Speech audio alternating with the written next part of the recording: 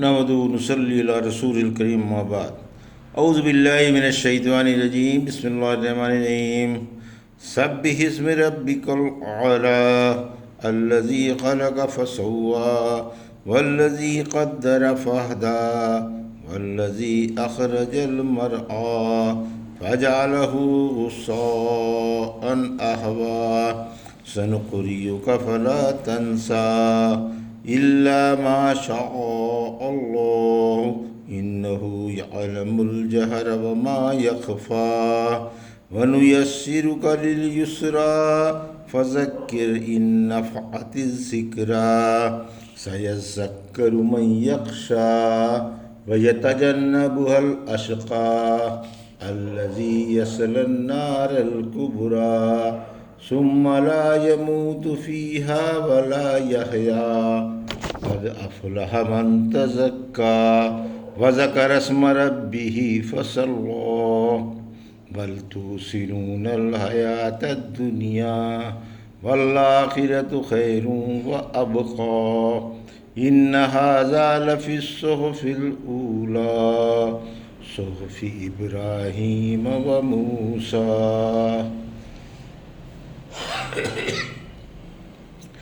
ابھی آپ نے سورہ اعلیٰ کی آیت 1 سے 19 کی تلاوت سماعت فرمائی۔ بترتیب مصحف 87ویں اور بترتیب نزول 8ویں سورہ ہے اور مکی ہے۔ اس میں 19 آیتیں اور 1 رکوع ہے۔ سورہ اعلیٰ کی فضیلت۔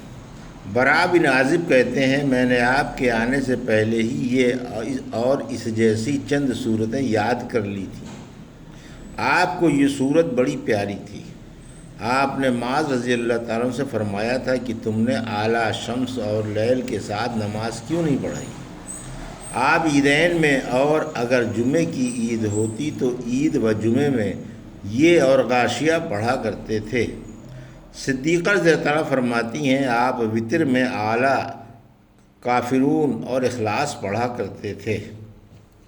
عقبہ بن عامر جہنی کہتے ہیں کہ جب فسبح باسم ربک العظیم اتری تو آپ نے فرمایا اسے رکوع میں پڑھا کرو، اور جب آپ سبح اسم ربک الاعلیٰ پڑھتے تو سبحان ربی الاعلیٰ پڑھتے تھے۔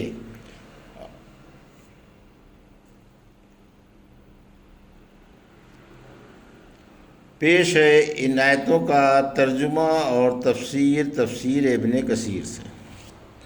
بسم اللہ الرحمن الرحیم۔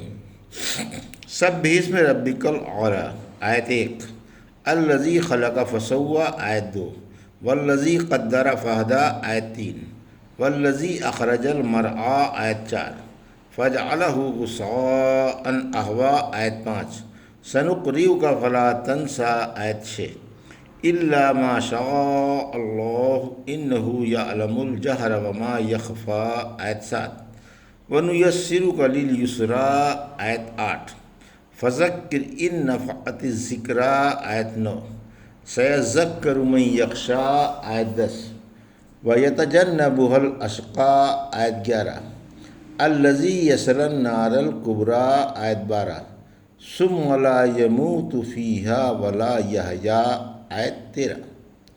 ترجمہ۔ میں اللہ کے نام سے شروع کرتا ہوں جو بڑا ہی مہربان و شفیق ہے۔ اپنے عالیشان رب کے نام کی پاکی بیان کیجیے، جس نے انسان پیدا کر کے اسے ٹھیک بنایا، اور جس نے اندازہ کر کے راہ دکھائی، اور جس نے تازہ گھاس پیدا کر کے اسے سیاہ کوڑا بنا دیا۔ ہم آپ کو پڑھائیں گے تو آپ بھولیں گے نہیں، مگر جس قدر اللہ کو منظور ہوگا۔ اللہ ظاہر و باطن سے واقف ہے۔ ہم آسان شریعت آپ کے لیے بے حد آسان بنا دیں گے، لہٰذا آپ نصیحت فرماتے رہیے اگر وہ مفید ہو۔ اس سے ڈرنے والا ہی فائدہ اٹھائے گا، اور بڑا بد نصیب بھاگتا ہی رہے گا جو بڑی آگ میں داخل ہوگا، پھر نہ تو اس میں مرے گا ہی اور نہ جیے گا۔ یہ تھا ترجمہ سورہ اعلیٰ کی آیت 1 سے 13 کا تفسیر۔ آیت 1 سے 3 تقدیر کا بیان۔ ارشاد ہے، انتہائی عالیشان رب کے پاک نام کی پاکی بیان کرو، جس نے مخلوق پیدا کی اور سب کو اچھی شکلیں دیں اور انسان کو سعادت کی اور جانور کو چرنے وغیرہ کی رہنمائی فرمائی۔ سورہ طٰہٰ کی آیت 50 میں فرمایا، ہمارا رب وہ ہے جس نے ہر چیز پیدا کی، پھر اس کی رہبری فرمائی۔ اللہ نے آسمان و زمین کی پیدائش سے 50,000 پہلے مخلوق کی تقدیر لکھ لی تھی اور اس کا عرش پانی پر تھا۔ آیت 4-5 دوبارہ زندگی کا نمونہ، یعنی پیدا کر کے خشک و سیاہ بنا دیا، یہ بھی زندگی بعد الموت کا نمونہ ہے۔ آیت 6 وہی بھولی نہیں جاتی، یعنی ہم وہی سے آپ کو جو کچھ بتائیں گے آپ اسے بھولیں گے نہیں، ہاں اگر خود ہی بھلانا چاہیں تو دوسری بات ہے، یعنی جو وہی آپ کے پاس آتی ہے اسے نہ بھولیے علاوہ اس کے جسے ہم منسوخ کر دیں۔ آیت 7 اللہ انسان کے چھپے کھلے اعمال، احوال اور عقائد خوب جانتا ہے۔ آیت 8 ہم آپ پر نیکی کے سب کام آسان کر دیں گے، نہ ان میں کجی ہوگی اور نہ ناقابل عمل ہوں گے۔ آیت 9 نااہل واعظ کے لائق نہیں، نصیحت کیجیے بشرط یہ کہ اس سے فائدہ بھی ہو۔ معلوم ہوا کہ نااہلوں کو نصیحت نہیں کرنی چاہیے۔ تبلیغ سب کے لیے ہے اور واعظ انہی کے لیے ہے جو بات مانے۔ علی رضی اللہ عنہ فرماتے ہیں، اگر تم لوگوں سے ان کی عقل میں نہ آنے والی باتیں کرو گے تو تمہاری اچھی باتیں بھی انہیں بری معلوم ہوں گی اور باعث فتنہ بن جائیں گی۔ ان سے ان کی سمجھ کے مطابق خطاب کرو تاکہ وہ اللہ کو اور اس کے رسول کو نہ جھٹلائیں۔ آیت 10 وعظ و تبلیغ سے فائدہ اٹھانے والے۔ نصیحت سے صرف انہی کو فائدہ ہوگا جن کے دلوں میں اللہ کا خوف اور زندگی بعد الموت کا یقین ہوگا۔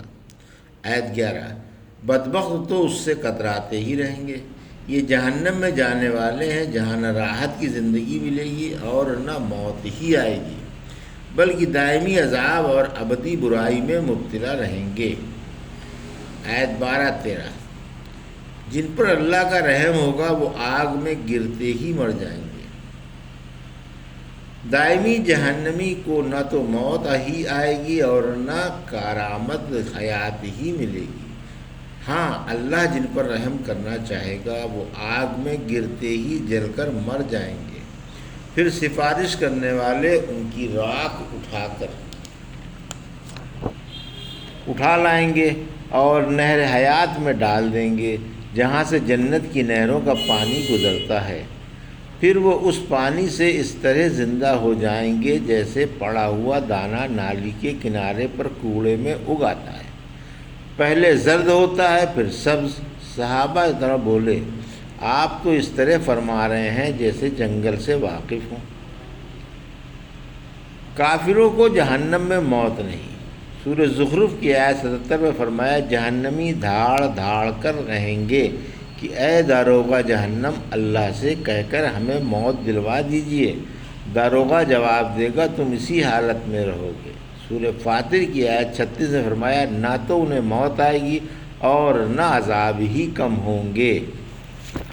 قد افلح من تزکا آیت 14 وذکر اسم ربہ فصلی آیت 15 بل تؤثرون الحیاۃ الدنیا آیت 16 والآخرۃ خیر وابقی آیت 17 ان ھذا لفی الصحف الاولی آیت 18 صحف ابراہیم و موسیٰ آیت 19 ان کا بیڑا پار ہو گیا جو پاک ہوا اور اپنے رب کا نام لیتا رہا اور نماز پڑھتا رہا، لیکن تم دنیوی زندگی کو ترجیح دیتے ہو، حالانکہ آخرت بہت ہی بہتر ہے اور ہمیشہ باقی رہنے والی ہے۔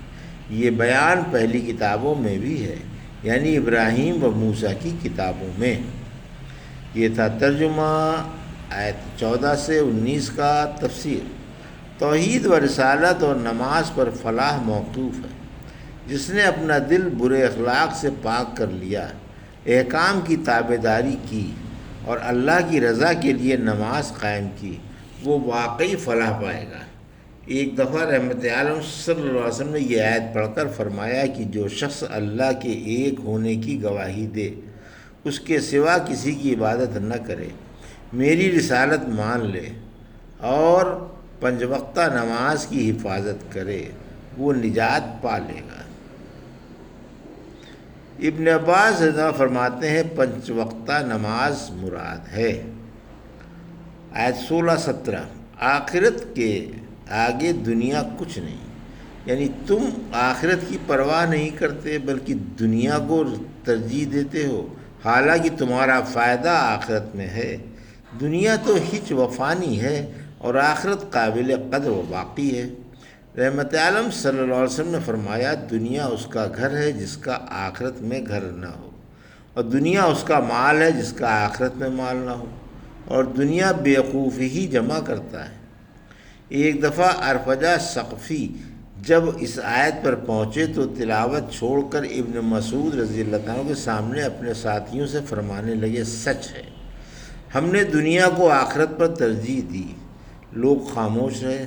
فرمایا کیونکہ ہم دنیا پر لٹو ہو گئے، دنیا کی زینت یعنی عورتوں اور طعام و شراب کو دیکھ لیا، اور آخرت غیر موجود ہے، پس غیر موجود کو چھوڑ کر موجود پر ٹوٹ پڑے۔ رحمت عالم صلی اللہ علیہ وسلم فرماتے ہیں جس نے دنیا سے محبت کی اس نے آخرت کا نقصان کیا۔ لوگوں، باقی رہنے والی کو فنا ہونے والی پر ترجیح دو۔ آیت 18-19، یعنی قد افلح سے آخر تک جو مضمون ہے وہ سب اگلی کتابوں میں بھی موجود تھا۔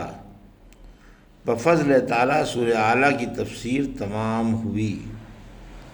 اللہ اسے قبول فرمائے، آمین۔ یہ تھا سورہ اعلیٰ کی آیت 1 سے 19 کا ترجمہ اور تفسیر جو بھی آپ نے سماعت فرمائی۔ بارک اللہ لی و لکم فی القرآن الحکیم و نفعنی وایاکم بآیات الذکر الحکیم۔